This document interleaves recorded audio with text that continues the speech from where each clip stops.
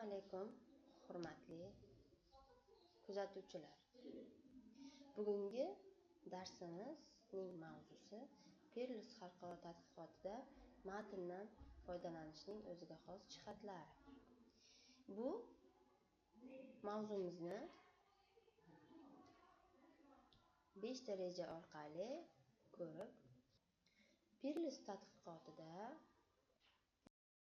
va uning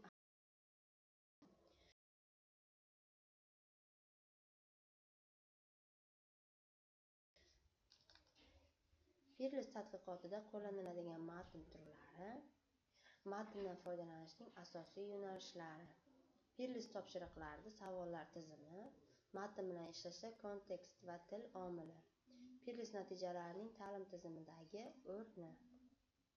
Xo'p, demak, Peerless xalqaro tadqiqoti va uning ahamiyati nima ekanligini ko'rib chiqamiz, ya'ni birinchi rejamiz orqali. Peerless xalqaro boshlanish sinf o'quvchilarining o'qish savodxonligini baholashga qaratilgan xalqaro tadqiqot hisoblanadi. Ushbu tadqiqot xalqaro ta'lim yutuqlarini baholash assotsiatsiyasi tomonidan har 5 yilda bir marta o'tkaziladi. Peerlessning asosiy ahamiyati shundaki, u turli mamlakatlardagi o'quvchilarning o'qish darajasini solishtirish, ta'lim tizimidagi kuchli va zaif jihatlarni aniqlash imkonini beradi.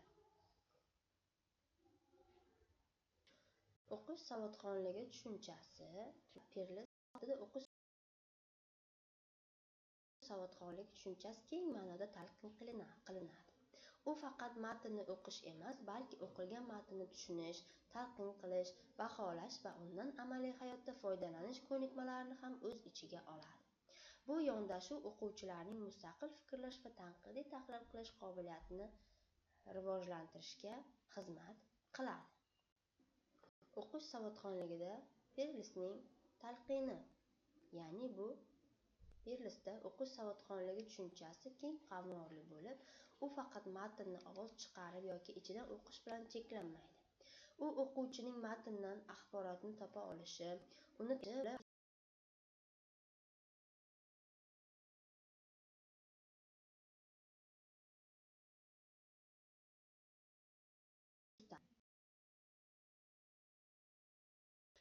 Peerless tadqiqotida qo'llaniladigan matn turlari. Peerless tadqiqotida asosan 2 turdagi matnlardan foydalaniladi: badiiy va axborotli.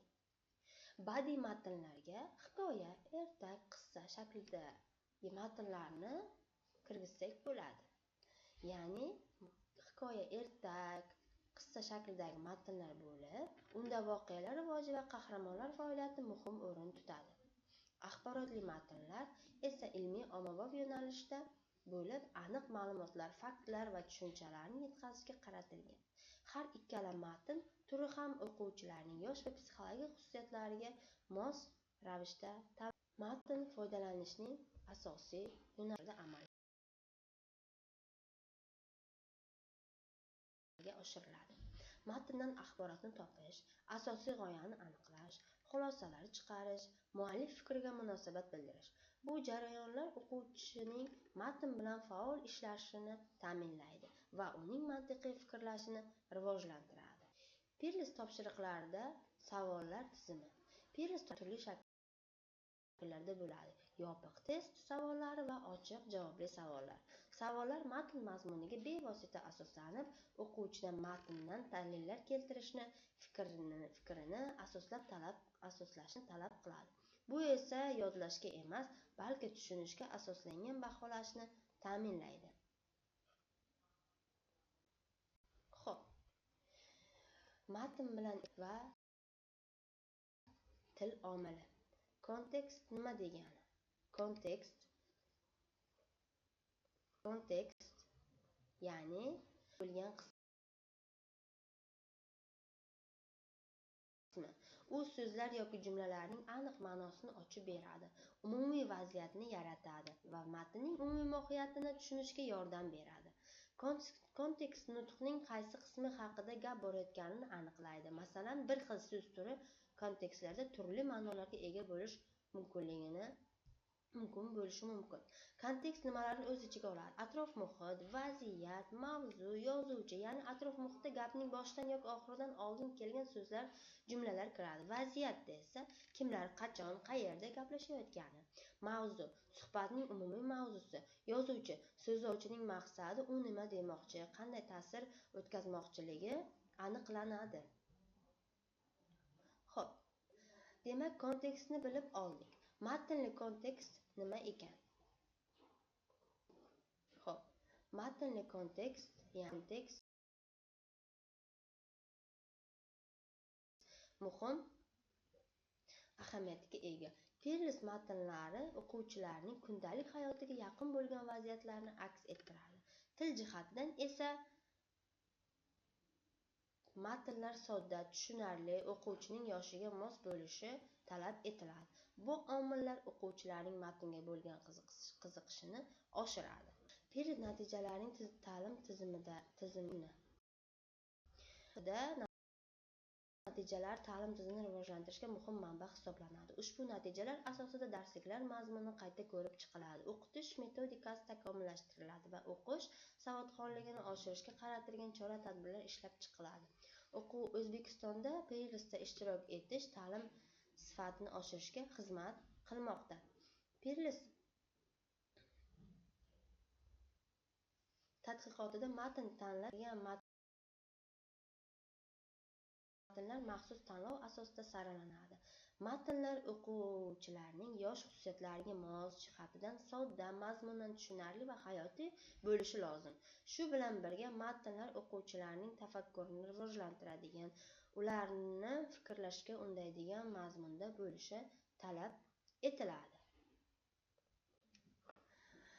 Perles tadqiqotida qo'llaniladigan matn turlari. Tadqiqotda ikki asosiy turdagi matnlardan foydalaniladi. Birinchisi badiiy matnlar, ikkinchisi axborotli matnlar. Xo'p, badiiy matnlarni ko'rib chiqamiz. Ya'ni u nima degani?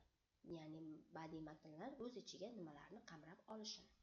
Ya'ni hikoya, ertak va qissa shaklidagi asarlar. Bu matnlar orqali o'quvchilarning voqealarni tushunish, qahramonlar harakatini tahlil qilish va hissiy idrok qilish qobiliyatini baholanadi. Ikkinchisi axborotli matnlar. Ular ilmiy ommabop mazmunga ega bo'lib, aniq faktlar va tushunchalarni yetkazishga qaratilgan.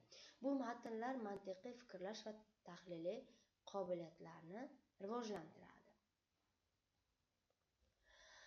Perles tadqiqotlarida matndan foydalanish jarayonining o'ziga xosligi. Passiv emas, ya'ni o'sha Perlesda matndan foydalanish passiv emas, balki faol jarayon hisoblanadi. O'quvchi matn bilan ishlash jarayonida asosiy va ikkinchi darajali ma'lumotlarni ajratadi. Sabab, oqibat munosabatlarini aniqlaydi va xulosalar chiqaradi. Bu jarayon o'quvchining o'qish savodxonligini chuqur baholash imkonini beradi. Bu savolimiz bo'yicha, ya'ni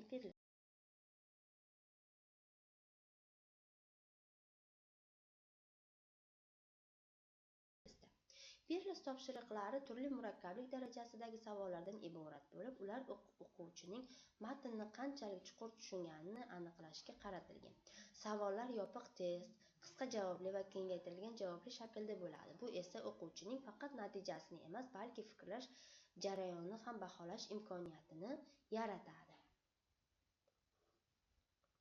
Perles natijalarining ta'lim tizimidagi ahamiyati. Perles tadqiqoti natijalari ta'lim tizimini takomillashtirishga muhim ilmiy manba hisoblanadi. Ushbu natijalar asosida o'qitish metodikalari qayta ko'rib chiqiladi.